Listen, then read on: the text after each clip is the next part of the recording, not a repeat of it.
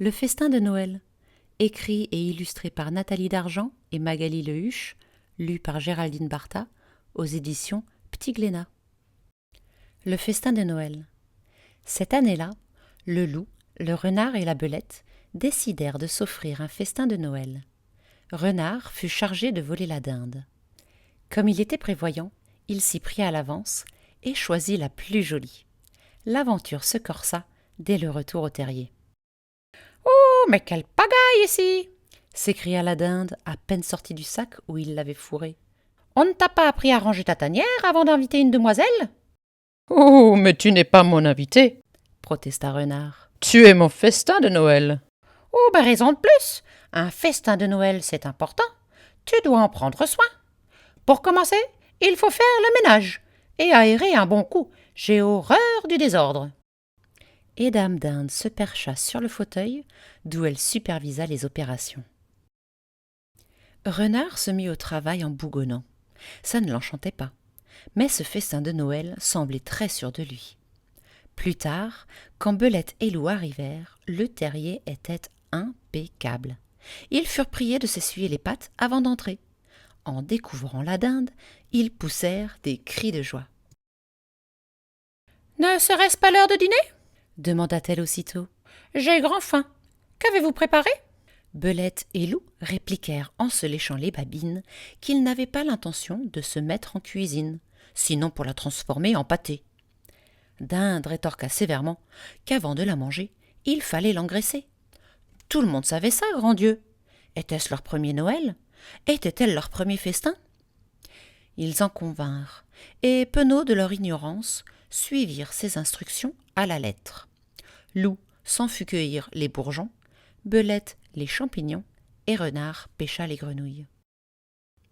Ce soir-là, comme aucun des trois ne savait cuisiner, Dinde prépara le ragoût de grenouilles aux bourgeons et la purée de champignons.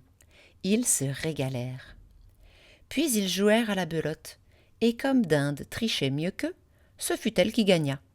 Les trois compères passèrent néanmoins une excellente soirée, la meilleure depuis longtemps. Et ils n'eurent pas à se disputer pour savoir qui dormirait sur le fauteuil. Il convenait de le laisser à Dame Dinde, ainsi qu'elle l'expliqua. Ils se couchèrent n'importe où, après s'être brossé les crocs, comme on les en avait priés. Dinde les réveilla de bon matin. Elle avait faim. Ils s'en furent chercher à manger, et avec ce qu'ils rapportèrent, elle prépara le petit déjeuner. Jusqu'au soir et les jours suivants, les trois compères n'eurent pas une minute à eux. En effet, même entre les repas, Dinde était exigeante.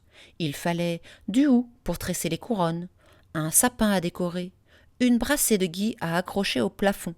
Ils durent aussi ramoner la cheminée, car Dame Dinde était frileuse.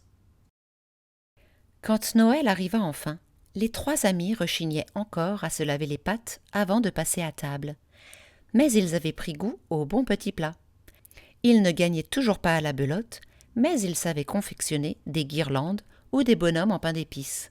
Ils trouvaient que préparer Noël, c'était ma foi fort plaisant. La veille du grand jour, Dinde souleva la question. Comment allait-il la cuisiner ? Rôti à la crème ? Farci aux choux ? J'aurais aimé être flambée au porto, déclara-t-elle. Mais cette recette est délicate. La réussirez-vous ? Les trois compères tout sautèrent, embarrassés. Ils n'avaient pas réfléchi à cela. Ils remirent cette conversation au lendemain, et pas un d'entre eux ne ferma l'œil de la nuit. Ils n'avaient aucune envie que leur nouvel ami ne finisse ainsi, rôti, flambé ou farci. Mais que faire ?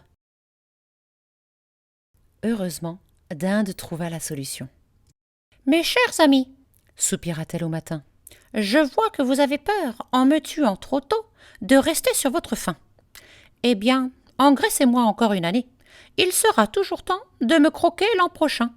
Je serai plus grosse, le festin n'en sera que meilleur. » Ce projet fut accepté à l'unanimité. Et cette année-là, le festin de Noël, c'est Dame Dinde en personne qui le prépara. Depuis cet arrangement, reconduit de Noël en Noël, jamais on n'a vu dans la forêt profonde terrier plus joyeux, ni loup, renard, belette ou dinde plus gras et plus heureux. As-tu vu le livre que lit la dinde? Les meilleures recettes de loup, renard et belette farcie.